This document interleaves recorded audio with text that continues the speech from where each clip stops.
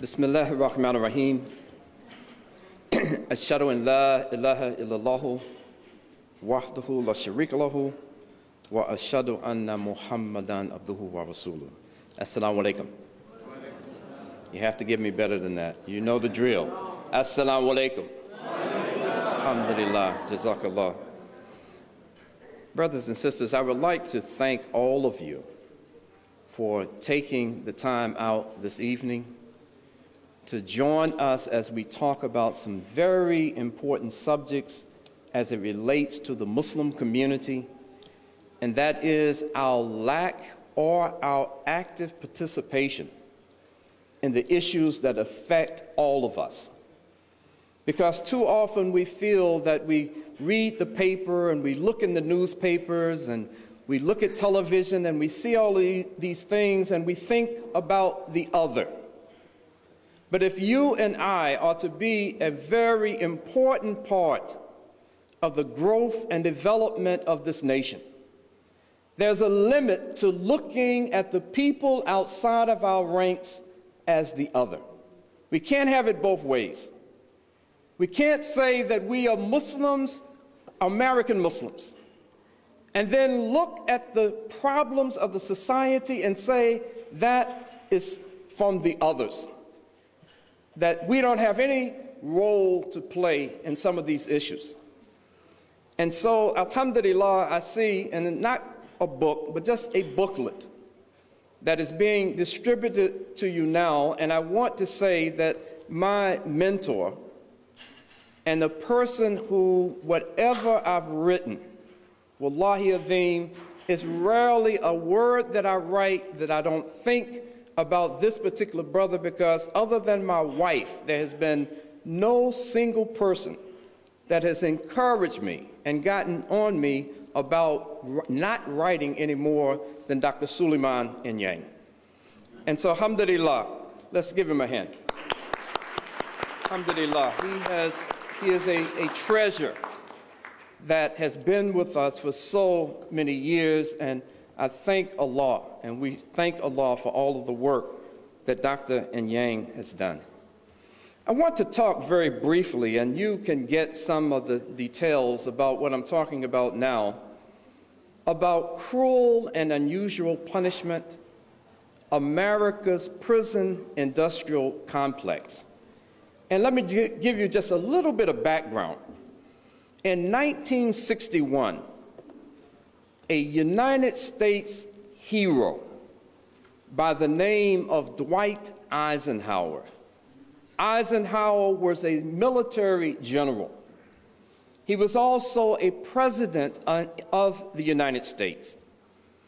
And Eisenhower, in his farewell address to the nation, talked about warning the nation that, let me tell you something that's really important that you not allow to happen in this land, and that was the inordinate influence on the part of business, particularly those who are making the weapons, and the political leaders who are deciding whether or not this nation would engage in war. And General Eisenhower, President Eisenhower, coined this kind of relationship as being a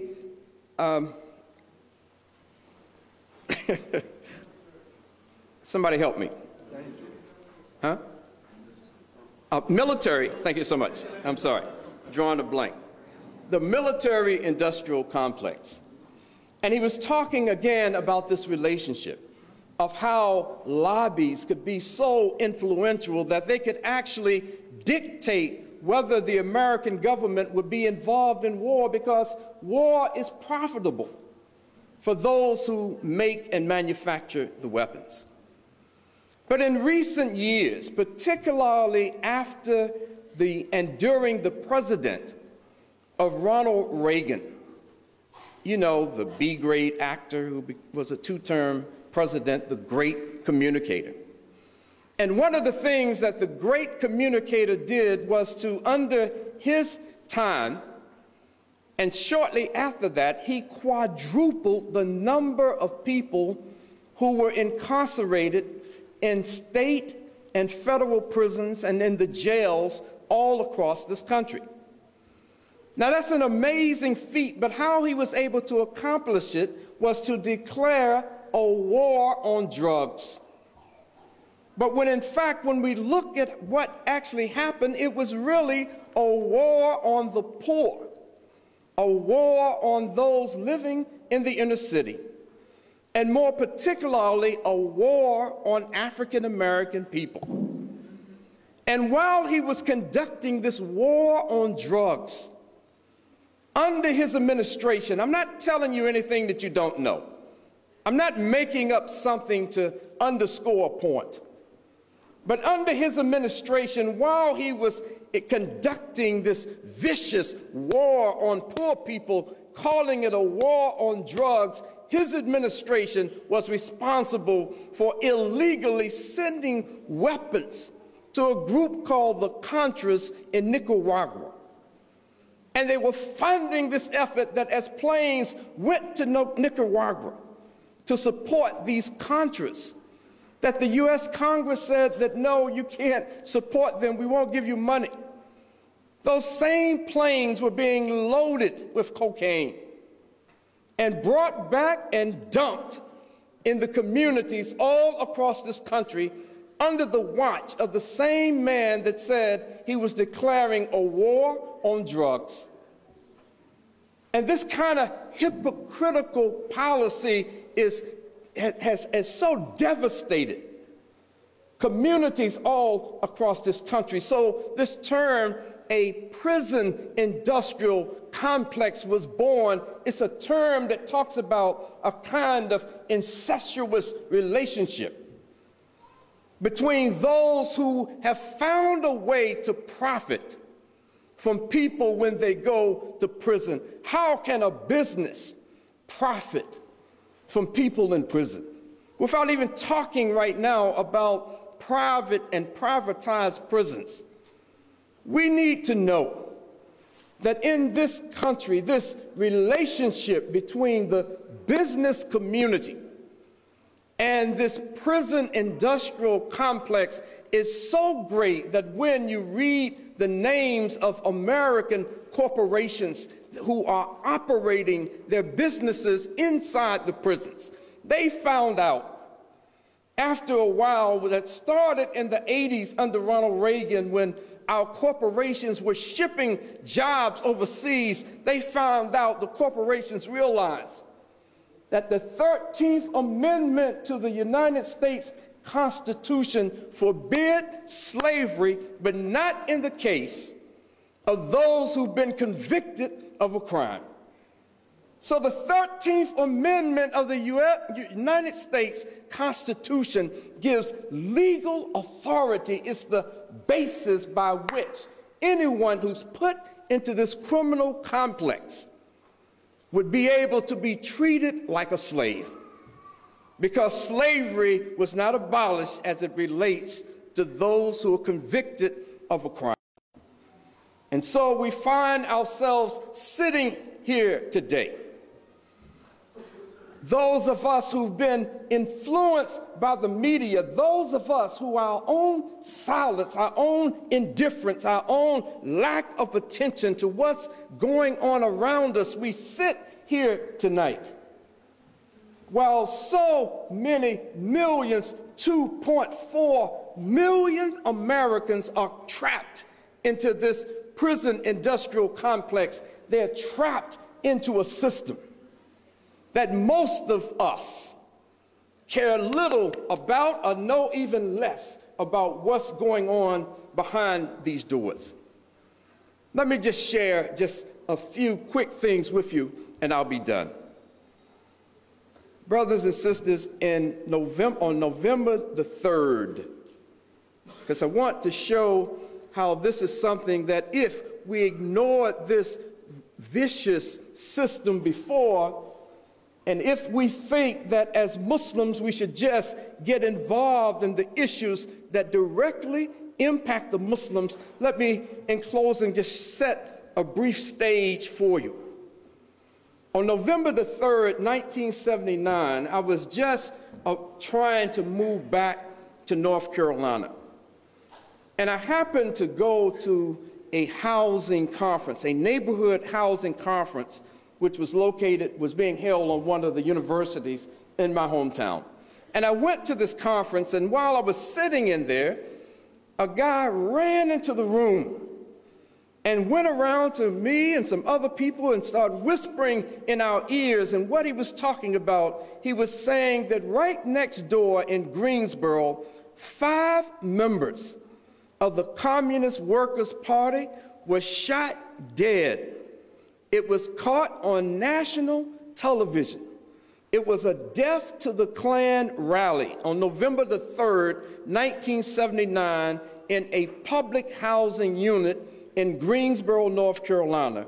Klansmen and Nazis came into this public housing unit, took their time, got their weapons, walked up and started shooting to death 5 members of this communist organization because they had the audacity to protest against the Klan. One of the people who was shot, who was not killed, was a young lady that I grew up with. She was 9 months pregnant and had buckshot all in her stomach. Alhamdulillah, her son survived this kind of assault. But what happened, because the people were communists, because they were labeled as enemies of this government, do you know that even after national, ABC, NBC, CBS, all of these channels, local and national, were covering this death to the Klan rally, not a single person went to jail, not one. They were shown driving through the neighborhood, getting shotguns and rifles out of the back of their cars and shooting and killing people like they're shooting at fish in a barrel. And they were able to accomplish this feat with no kind of punishment, nothing. Don't go to jail for a day. Why? Because the American media had so programmed the people that they said that they are communists, they're atheists. And so whatever happens to these people, it's okay because they don't believe in God. And in America, that's a buzzword. It's something that gets people excited. So fast forward to where we are today. We talk about Islamophobia. We talk about this wicked, this pernicious plague that is going around this nation. But let's call it for what it is. It is nothing but racism. It's nothing but bigotry. It's nothing but a form of hatred that people all around the country are being programmed with. And how does the nation respond to this? In the prison industrial complex, the response is, let's set up, and I'm not saying exclusively, by no means this is the case, but in many of what are called supermax prisons, every prison has a segregation unit. But now we have supermax prisons that every single day the population is becoming more and more Muslims. If it were not for the efforts of the American Civil Liberties Union, you and I would probably never even heard about something now that are being called communication management units. These are units inside of Supermax that the American Civil Liberties Union, one organization, was responsible with the help of Allah for stopping this very insidious plan of renditioning Muslims inside the country. Don't send them to Egypt. Don't rendition them over there. We'll do it right inside of the country. And the American Civil Liberties Union caught wind of it. And so this prison industrial complex backed up a little bit, but now we still have almost 100% Muslims in these communication management units that are inside supermax prisons. And the only two that we know about are in Terre Haute, Indiana, and in Marion, Illinois. Brothers and sisters, prisons are big business.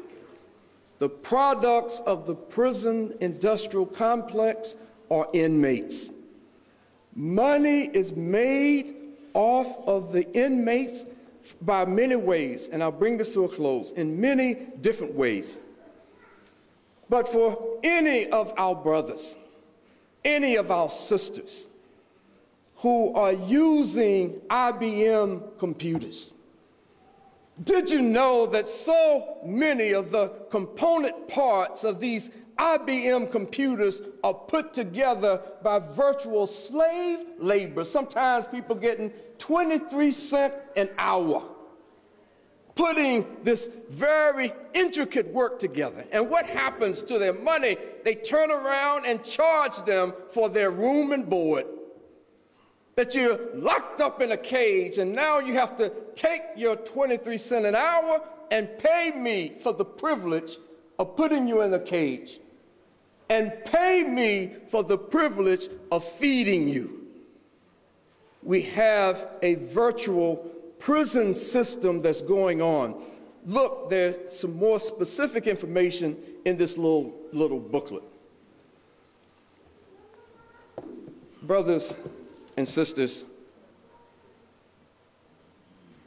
when we look at an industry that has as its product human beings, then we find that those who have money see an opportunity to make more money. This is why we have this increase in privately owned prisons, where the state and even the federal government will contract out with private prisons that have very little oversight, that find that I get a fixed amount of money for these inmates. And so how I can maximize my profit for my investment is that I'll feed these people a lot less than what they would get anywhere else. I'll crowd them into in crowded situations that even at the worst of conditions in the public facilities, you won't find comparable in these private prisons. I'll freeze them out in the winter. I'll burn them up in the summer. Prisons and this prison industrial complex has turned into big business. It is a big, growing business, with the product being other human beings. And so now, where do we sit this evening? When we know something, when we learn of a thing, do we still just say, well, this is somebody else's problem? How many people have heard the name Troy Davis? Okay. Troy Davis is a young man that was executed recently in Georgia. He was convicted a couple of decades ago of killing an off-duty policeman as this off-duty policeman tried to stop a robbery in progress. 7 of the witnesses that testified against him recanted their testimony. They said that we were forced to say what we said. Former President Jimmy Carter, the Pope in Rome, Desmond Tutu, it was Danny Glover, the actor. It was a who's who of national and international personalities coming out saying, state of Georgia is no way that you can execute this man. You just can't do it. The evidence is just too flimsy, but of course, they went on and executed the man anyway. My son-in-law was much more intimately involved in this case than I was. I attended a few rallies and things like that, but my son-in-law told me on a trip down there, you know what, I don't know how I didn't tell you that Troy Davis was a Muslim. His name was Abdul Rahim Sadiq. And so we gave janazah guide in our masjid in North Carolina for our Muslim brother. And when I announced after Salatul Juma, we're going to do janazah for this Muslim brother, so many people, what's wrong with the Imam? He's lost his mind. How in the world can you pray for this kafir? Astaghfirullah. Brothers and sisters, whether we're talking about Afia Siddiqui, whether we're talking about Imam Jamil Alameen, the prisons and these supermaxes and these executions are increasing every day with the number of Muslims who are standing up for us, who are working on our behalf. But we have this attitude that if they're in prison, they must have done something wrong, that they must have done something to put them where they are. So brothers and sisters, those of you who have children, those children in high school age and older, encourage them to get involved, because you may be busy.